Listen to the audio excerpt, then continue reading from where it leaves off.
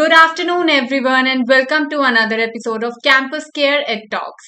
EdTalks is a platform where educators and leaders come on board and express their viewpoints related to education and society.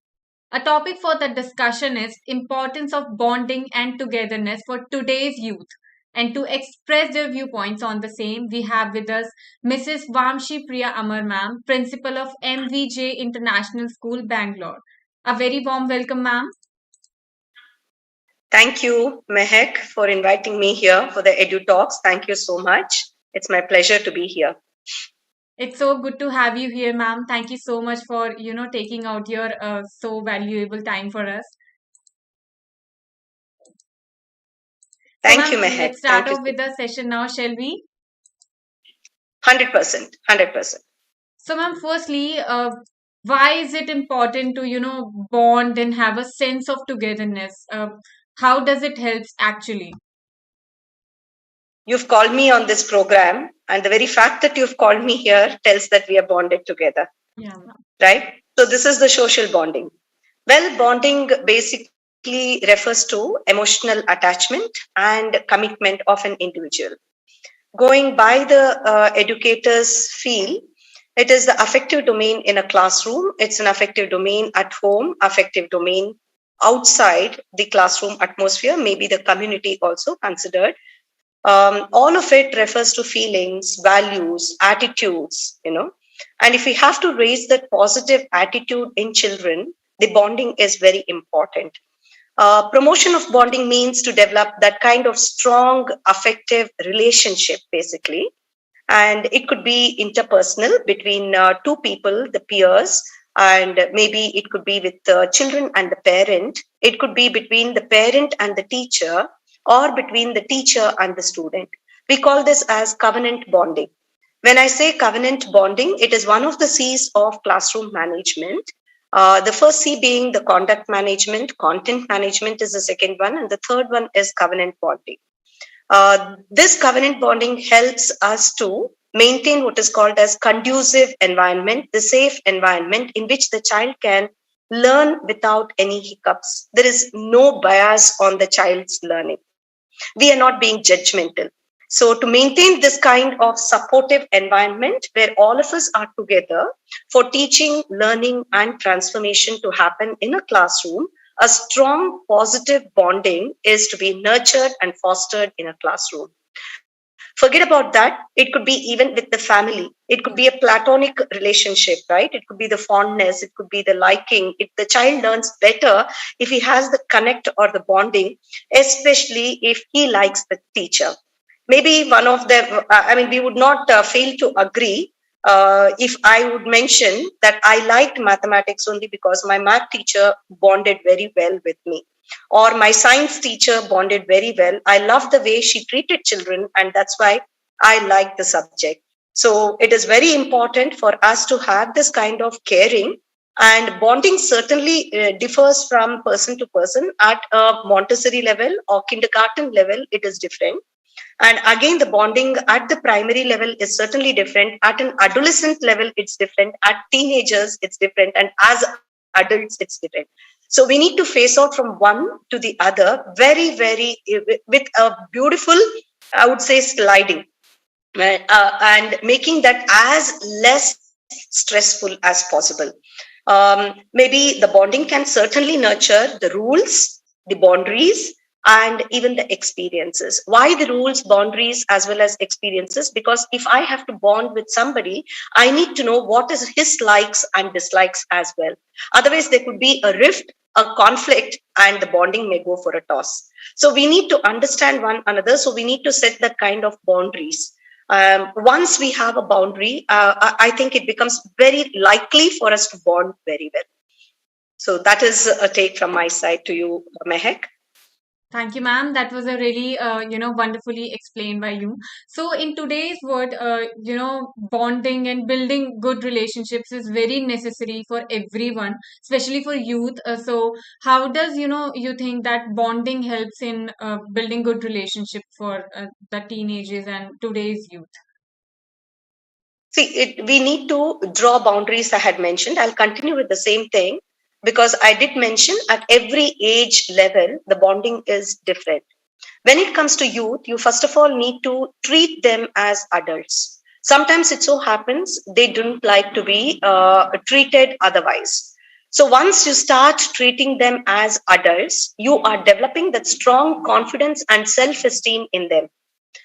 Maybe they feel very secure because they can express anything जो and level everything आए with था the उनकी person 5 who साल is कम हो bonding, जाती है. and maybe they can mold their behavior. The conduct management automatically sets in youth, especially when I think about the kind of pros and cons that we need to match and set right at the beginning.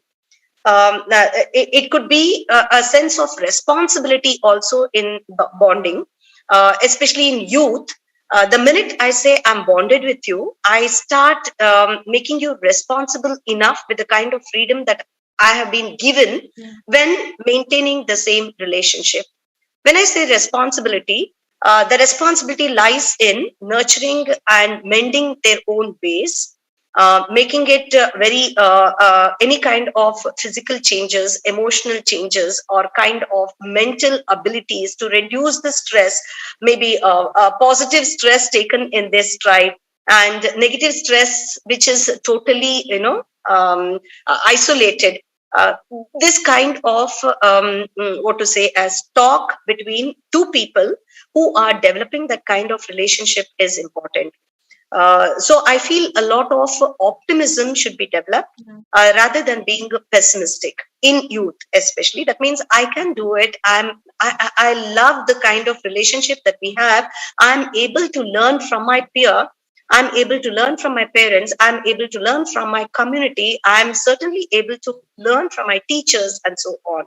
So the kind of acceptance is again emotional development. Once you start accepting the peers, the other people who are surrounded with that growing youth or adults, or I would say when they are in peak teens, Yeah. will certainly help them.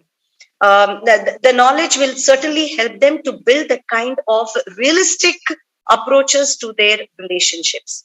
It is practical approaches to the relationships. It is not just for the heck of having and mentioning. You're cheating your own self, basically. I'm not happy with my friend. I'm not happy with my teacher. I'm not happy with what my mom told or dad has instructed me. But just because they're my elders, I'm trying to maintain that kind of platonic relationship. If this has to be avoided and clarity and transparency has to be met, then I think we need to raise the platform and say, hey, you need to really discuss with me. I'm open for discussions. But however, this is a kind of barriers I have for you. When we set such kind of boundaries, it certainly nourishes the thought process of the youth and helps them to discuss or to exchange their views, opinion without any bias thought. Absolutely, So, ma'am. Yeah. and one more thing I would like to add, Meher. See, if we do not have this kind of bonding, there could be some kind of anxiety levels in children, especially in youth. And you must have seen they enter into depression mode, because maybe a peer did not really accept him for what he is, or maybe the teacher did not accept him for what he is, and so on. So once they go into the depression mode, to pull them out from the depression mode becomes a task for the teacher or for the parent. And I've had such cases in schools as well, maybe as simple as a grade 7 child who was really ignored at home, and after which he could not really have that conducive love, affection, and the home environment which she was actually seeking for. And obviously, they turn out to be very frustrated individuals as they grow into adults. So every other relationship, be it brother and sister relationship, be it a mother-in-law and a daughter-in-law relationship, or be it any kind of two individuals of the same age relationship, everything goes for a toss. So that was one more point I wanted to add. And Absolutely, it could ma'am. be a risky behavior as well. Yeah. Absolutely, ma'am. So when we speak of, being ignored at home, and so we also see a lot of cases where the youth is not do not have a good relationship with their family, or maybe Yeah, with their friends, but yeah, but not with their family. So what is the benefit of, bonding with the family and their friends for the youth, or in general for the children, ma'am? One, listening. Be it parents, be it teachers, or be it their own peers. We need to develop this kind of soft skill in children. A strong bond will certainly help them to develop that kind of protective shield and offers a sense of belonging, especially in troubling times. It could be their emotional stress, it could be their physical stress, it could be their mental stress, their social stress, their interpersonal skills can be really stressful if they do not have transparency. So I strongly believe there should be a transparency and someone to listen. When they speak, you need to have an ear for them. Maybe they're not speaking sense, but once you listen to them, you can rectify it, modify it, or probably add on your thoughts so that they can start thinking from your perspective, or probably they feel good that someone is there to hear to them when they are really struggling. So listening is one thing which we need to develop, and that's a soft skill. And 100% this helps in the child to feel that there is somebody, irrespectively whether he's a teenager or a youth. For parent, irrespectively, I'm still a child, right? Yeah. So somebody listens to my stressful and frustrated opinion, which I have experienced, that makes me feel good. There's a saying also, once you reveal out all that you're thinking, makes you feel very, very calm, right? It de-stresses you, basically. It declutters your mind and is open for fresh thoughts to seep in. So listening is very important, and there should be some kind of barriers which I again stress, because this will automatically resolve any kind of conflicts. Also, it helps in give respect, take respect. If I'm listening to you, why not you also listen to me? Hey, you need to listen to me, and you can add on, or probably you can pass on your way of thinking. This kind of mutual respect and interpersonal relationship will really bond stronger. So it's very important for listening and setting barriers, as well as paying that kind of mutual respect. All of it revolves around affective domain. That is, it sets in your values, it sets in your positive attitudes, it also sets in the feelings, right? The feelings of one another are shared, also nurtured for the betterment. Absolutely, ma'am. So lastly, ma'am, how can, the children or the youth can share the sense of bonding or togetherness with their friends and family members? Is one of the important things when I say acceptance. Thoroughly listen, and I hope, Mehak, you're able to hear me. Yes, You're ma'am, able you to are hear me, perfectly right? audible. Yeah. Fine. A strong family should have their own rules and procedures, right? Maybe some get together time. A family which eats together bonds very well, Yeah. right? So during the lunchtime or dinner time or a weekend time, there is one kind of a set time for all of us to sit together and bond between the elders in the family.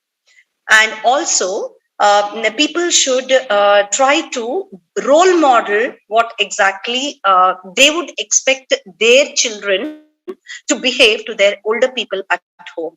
So if father, mother, or any elderly person at home is listening to the child when they're having a family get together, and also paying attention to the elderly people like grandparents, or probably any other person who is their older sibling at home, one, it sets in that kind of culture and harmony.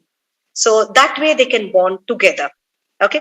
You might have seen the social media also. The child does some mistake, and the father starts yelling at mother. But there is father-in-law who supports the daughter-in-law and say, it's okay, you can carry on.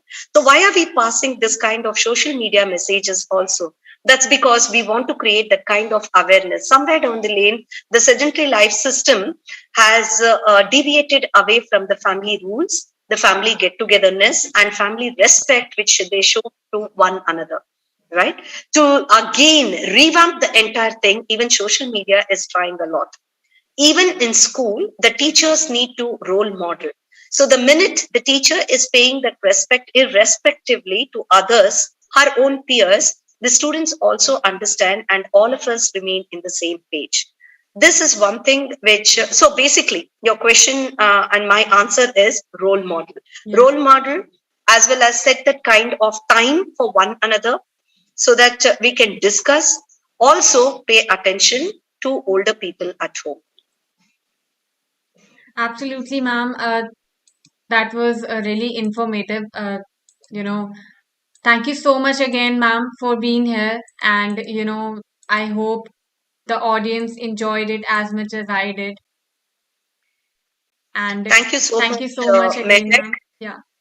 Thank you so much, Mehek, for making this possible. I think you've been doing a wonderful job. Entab is really contacting all of us and trying to match the timings also. I remember the first time you called me, you said, rather Samiksha, when she called me from Entab, she said, ma'am, is it okay from 4 to 5? I said, I'm traveling during that time. It may Yeah. not be possible. She relooked and she made it possible. On Entab. Thank you so very much for calling me here and allowing me to share. You've been doing a wonderful job. Thank Thank you. you so much, ma'am, for taking out time. And though you were not so well, uh, and please take care of yourself, ma'am. Have a good day. Thank you. Thank you, ma'am. And Same to for you. Thank you, ma'am. And for all the subscribers and viewers, don't forget to subscribe to our channel for more stuff like this. Thank you, ma'am. Take care. Have a good day. Same to you. Bye bye. Bye Thank you. bye.